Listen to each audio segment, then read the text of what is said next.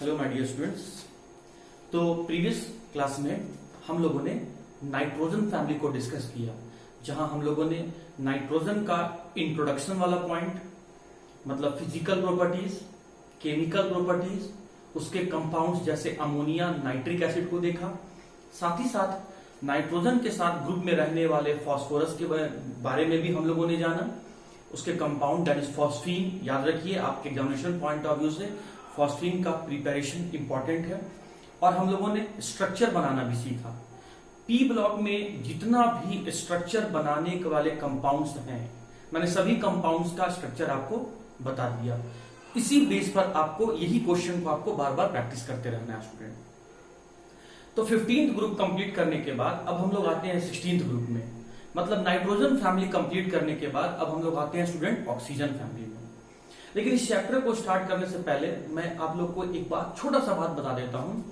देखिए, nitrogen family और oxygen family दोनों बहुत एक दूसरे से आपस में इंटरलिंक्ड है या मैच्ड है। बहुत सारा पॉइंट, इंट्रोडक्टिव वाला पॉइंट जो मैंने नाइट्रोजन फैमिली में बताया था, वही चीज, वही रीजन, वही लॉजिक आपको ऑक्सीजन फैमिली में अप्लाई करना है। और स्टूडेंट, बार बार एक ही बात को मेरे लिए दोहराना पॉसिबल नहीं है, क्योंकि आप भी जानते हैं टाइम बहुत कम है। तो एक ही चीज को बार बार बताने से बेटर है कि थोड़ा आप भी मेहनत कर लीजिए। जो नाइट्रोजन फैमिली में मैंने इंट्रोडक्शन वाला पार्ट बताया था, या फिजिकल प्रॉपर्टीज जो मैंने वहां डिस्कस किया था विद लॉजिक, विद रीजन, वो आप एक बार देख लीजिए। तो इस चैप्टर को, इसके फिजिकल प्रॉपर्टीज को देखने से पहले आप जो नाइट्रोजन फैमिली का लेक्चर नंबर 1 है, लेक्चर नंबर 2 है और लेक्चर नंबर 3 है, जो मैंने डिलीट नहीं किया है, पुराने वाले व्हाट्सएप ग्रुप में भी अभी भी वो है, तो आप वहां से उस लेक्चर को देख सकते हैं अगर कोई रीजन समझ में नहीं आए तो। हालांकि मैं थोड़ा थोड़ा हिंट आपको देते चलूंगा और उम्मीद करता हूं स्टूडेंट कि आप फुल कंसंट्रेशन से हार्ड वर्क कर रहे होंगे और वीडियो लेक्चर को समझकर, एंजॉय करके अपने फेयर कॉपी में नोट भी कर रहे होंगे। तो चलिए आइए स्टूडेंट, अब हम लोग स्टार्ट करते हैं। आज का हमारा टॉपिक है ऑक्सीजन फैमिली। तो सबसे पहले बात आया स्टूडेंट कि oxygen family sir periodic table में किस ग्रुप में है, कैसे पहचानेंगे कि ये ऑक्सीजन फैमिली का मेंबर है। तो सबसे पहले बात आ गया इंट्रोडक्शन में। तो आप पीरियोडिक टेबल के 16th ग्रुप में या फिर 6th ए में रहने वाले जो भी 6 एलिमेंट हैं, उन सभी एलिमेंट को एक साथ आप कहेंगे ऑक्सीजन फैमिली। ये ग्रुप नंबर वाले, इस ग्रुप में रहने वाले जितने भी एलिमेंट हैं, उस ग्रुप में रहने वाले सभी एलिमेंट्स को हम लोग एक साथ ऑक्सीजन फैमिली कहते हैं। बात आया कि सर 16th और 6th ए ग्रुप किस ब्लॉक में है। तो माय डियर स्टूडेंट, जो 16th या 6th ए है या फिर जो ऑक्सीजन फैमिली है, वो पीरियोडिक टेबल के पी ब्लॉक में है। और जैसे ही मैंने कहा पी ब्लॉक, आपके दिमाग में क्लिक हो गया कि वो पीरियोडिक टेबल के राइट हैंड साइड में रखा हुआ है, जहां 13 से लेकर 18 ग्रुप है, टोटल ऑफ 6 ग्रुप प्रेजेंट है। उसी राइट हैंड साइड में रखे गए ग्रुप में एक ग्रुप है 16th ग्रुप, जिसको हम लोग ऑक्सीजन फैमिली कह रहे हैं और उसी के बारे में हम लोग स्टडी कर रहे हैं। बात आया कि पीरियड, इस ग्रुप में, इस फैमिली में रहने वाले जो एलिमेंट हैं वो किस पीरियड से लेकर किस पीरियड तक बिलोंग करते हैं। तो आपको बता दूंगा स्टूडेंट कि जो ऑक्सीजन फैमिली के मेंबर हैं वो 2nd पीरियड से लेकर 7th पीरियड तक मौजूद हैं, क्योंकि फर्स्ट पीरियड में 2 ही एलिमेंट हैं, हाइड्रोजन और हीलियम, और ना तो हाइड्रोजन और ना ही हीलियम, ये दोनों ऑक्सीजन फैमिली का मेंबर नहीं है। मतलब फर्स्ट पीरियड में रखा हुआ कोई भी एलिमेंट इस फैमिली का मेंबर नहीं है। फिर स्टार्ट कहां से होता है, 2nd से। और आज के पीरियोडिक टेबल में टोटल पीरियड कितना है माय डियर स्टूडेंट, 7। तो 2nd से स्टार्ट होकर बिल्कुल लास्ट, मतलब 7th पीरियड तक इस फैमिली के, इस ग्रुप के एलिमेंट्स पाए जाते हैं। अब बात आ गया कि ग्रुप, सब ग्रुप क्या है। तो सब ग्रुप देख सकते हैं कि मैंने 6 के बाद अल्फाबेट ए लिखा है, तो इसका जो सब ग्रुप है वो सब ग्रुप है आपका ए। टोटल एलिमेंट की अगर मैं बात कर लूं तो इस फैमिली में या इस ग्रुप में जो टोटल एलिमेंट हैं वो टोटल 6 एलिमेंट हैं।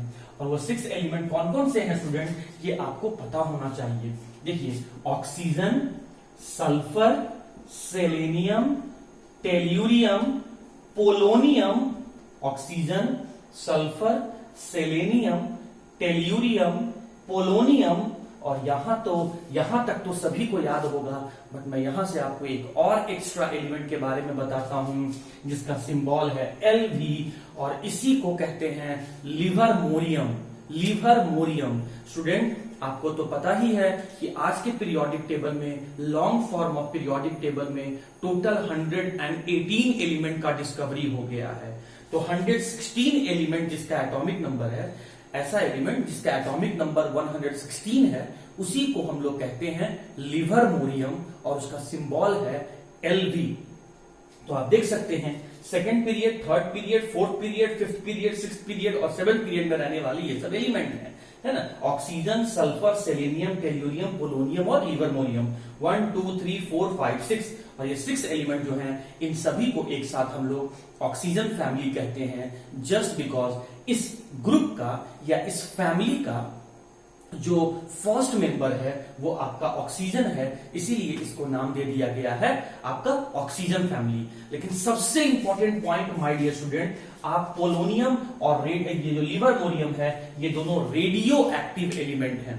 और रेडियो एक्टिव एलिमेंट कहने का मतलब होता है ऐसे एलिमेंट जिनका एटॉमिक नंबर बहुत हाई होता है, वो अनस्टेबल होते हैं और डिसोसिएट होकर alpha, beta, gamma rays emit करते हैं। मैं फिर से बोल रहा हूं, सच टाइप ऑफ एलिमेंट, ऐसे एलिमेंट जो डिसोसिएट होकर नेचर में अनस्टेबल होते हैं, एग्जिस्ट नहीं करते हैं और डिसोसिएट होकर अल्फा, बीटा और गामा रेज इमिट करते हैं, उसे ही हम रेडियो एक्टिव एलिमेंट कहते हैं। और इस ग्रुप में 16th ग्रुप में पोलोनियम और लिवरमोरियम, ये दो ऐसे एलिमेंट हैं जिसका नेचर रेडियो एक्टिव है, मतलब वो हम लोग के लिए हार्मफुल हैं, वो खुद डिसोसिएट होकर alpha, beta, gamma rays emit करते हैं। इसीलिए इन एलिमेंट्स के बारे में डिटेल स्टडी अभी तक नहीं किया गया है माय डियर स्टूडेंट्स। हाँ जी, एक बात और, पोलोनियम के बारे में अगर हम बात करें, ध्यान से सुनते चलना स्टूडेंट, बहुत सारा मैं नई नई बातें आपको बताऊंगा।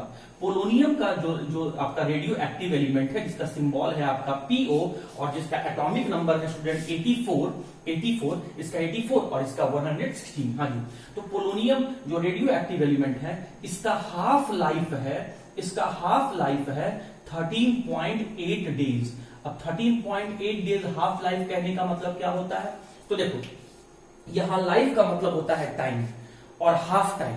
इसका मतलब होता है स्टूडेंट कि इस एलिमेंट, मतलब कोई भी अगर रेडियो एक्टिव एलिमेंट रहेगा, मान लो कि वो रेडियो एक्टिव एलिमेंट का मैंने पेरेंट न्यूक्लियस ले लिया। ध्यान से सुनते चलना, ये चीज आपको फिजिक्स के टीचर मॉडल फिजिक्स में डिटेल से बताएंगे, बट मैं हल्का सा आपको अभी हिंट दे देता हूं। मान लो एक रेडियो एक्टिव एलिमेंट मैंने पोलोनियम लिया, उसका न्यूक्लियस लिया जिसे मैं कह रहा हूं पेरेंट न्यूक्लियस। तो अनस्टेबल होने के कारण से ये खुद अपने आप को स्टेबल करना चाहेगा, और इसके लिए वो क्या करता है कि alpha, beta, gamma rays emit करता है। तो ये पेरेंट न्यूक्लियस जो है, लेट्स मान लेते हैं कि अल्फा रेज इमिट करके डॉटर न्यूक्लियस में कन्वर्ट हो गया, स्टेबल डॉटर न्यूक्लियस में कन्वर्ट हो गया, मतलब कोई प्रोडक्ट बनाया, उसी को हम कह रहे हैं डॉटर न्यूक्लियस। और इस रिएक्शन को होने में टोटल टाइम, लेट्स से मान लेते हैं स्टूडेंट कि 20 डेज का लगा। इस रिएक्शन को होने में टोटल टाइम कितना लगा? 20 डेज का लगा। तो बताइए इस 20 डेज का हाफ डेज कितना होगा? तो ऑब्वियस सी बात है स्टूडेंट, आपका जवाब आएगा 10 डेज। तो वही मैं कह रहा था कि एक पेरेंट न्यूक्लियस को, जो कि रेडियो एक्टिव है, उसको डॉटर न्यूक्लियस में कन्वर्ट होने में जितना टाइम लगता है, उसके हाफ टाइम को हम लोग कहते हैं हाफ लाइफ। मैं फिर से बोल रहा हूं, ध्यान से सुनना। लाइफ का मतलब होता है स्टूडेंट टाइम और हाफ टाइम। तो मतलब एक रेडियो एक्टिव पेरेंट न्यूक्लियस को डिसोसिएट होकर डॉटर न्यूक्लियस में जितना टाइम लगता है, उसके हाफ ड्यूरेशन ऑफ टाइम को हम लोग कहते हैं हाफ लाइफ। तो इसका मतलब है कि पोलोनियम का हाफ लाइफ अगर 13.8 डेज है, तो मैं ये कहना चाह रहा हूं कि पोलोनियम को डॉटर न्यूक्लियस में कन्वर्ट होने में 13.8 डेज का हाफ टाइम लगता है। मतलब half of the polonium gets converted into the daughter nucleus in 13.8 days. हाँ जी, अब इसके बाद स्टूडेंट एक बात और मैं यहां से बता देता हूं, जैसे बॉयज एंड गर्ल्स को एक साथ स्टूडेंट कहते हैं, जैसे फादर मदर सन और डॉटर को एक साथ फैमिली कहते हैं, मुझे और आपको मिलाकर एक साथ मेंटोरियंस कहते हैं, उसी तरीके से ऑक्सीजन, सल्फर, सेलेनियम और टेल्यूरियम, बस यही चार को लेना है, क्योंकि पोलोनियम और लिवर्मोरियम रेडियो एक्टिव है, इसको कंसीडर मत करना। तो ऑक्सीजन, सल्फर, सेलेनियम और टेल्यूरियम, इन सभी को एक साथ हम लोग चाल्कोजेन कहते हैं। चाल्कोजेन कहते हैं, कई बार एग्जाम में पूछा हुआ है, चाल्कोजेन कहते हैं। बात आया कि भाई चाल्कोजेन क्यों कहते हैं, क्योंकि इस एलिमेंट के हेल्प से हम लोग ओर्स बनाते हैं। इन एलिमेंट्स का यूज ओर्स बनाने में, अयस्क बनाने में किया जाता है, ओर्स बनाने में किया जाता है, इसीलिए इन सभी एलिमेंट्स को एक साथ चाल्कोजेन कहते हैं। पोलोनियम और लिवर्मोरियम को नहीं लेना है, सिर्फ ऑक्सीजन से लेकर टेल्यूरियम तक लेना है। जैसे मैं छोटा सा आपको एग्जांपल अगर बताऊं स्टूडेंट, छोटा सा एग्जांपल बताऊं तो देखो Fe2O3 जिसका नाम क्या है हेमाटाइट, Fe3O4 जिसका नाम क्या है मैग्नेटाइट, Al2O3.2H2O तो इसका नाम क्या है bauxite, zinc blende, galena, cinnabar. आप देखो ना, ये जितने भी ओर्स लिखे गए हैं इसमें आपको ऑक्सीजन और सल्फर कॉमन देखने को मिलेंगे। ऊपर वाला ऑक्साइड का ओर है इसीलिए ऑक्सीजन है, नीचे वाला सल्फाइड का ओर है इसीलिए इसमें सल्फर है। मैंने मेटलर्जी चैप्टर में आपको ओर्स बहुत अच्छे से पढ़ाया है स्टूडेंट।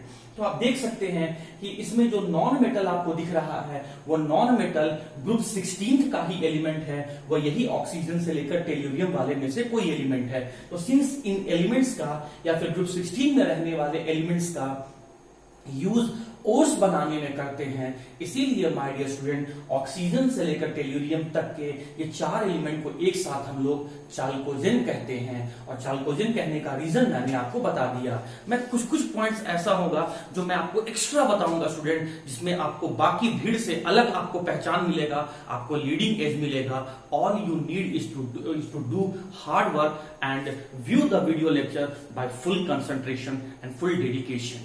हाँ जी, तो बात आया स्टूडेंट कि थोड़ा सा इन एलिमेंट्स के बारे में भी जान लेते हैं। ऑक्सीजन जो सेकंड पीरियड में रहने वाला है, सल्फर थर्ड पीरियड में पाया जाने वाला है, सेलेनियम फोर्थ पीरियड में, टेल्यूरियम फिफ्थ पीरियड में और पोलोनियम आपका सिक्स्थ पीरियड में है। लिवर्मोरियम और पोलोनियम को हम लोग स्टडी नहीं करेंगे because of their radio active nature.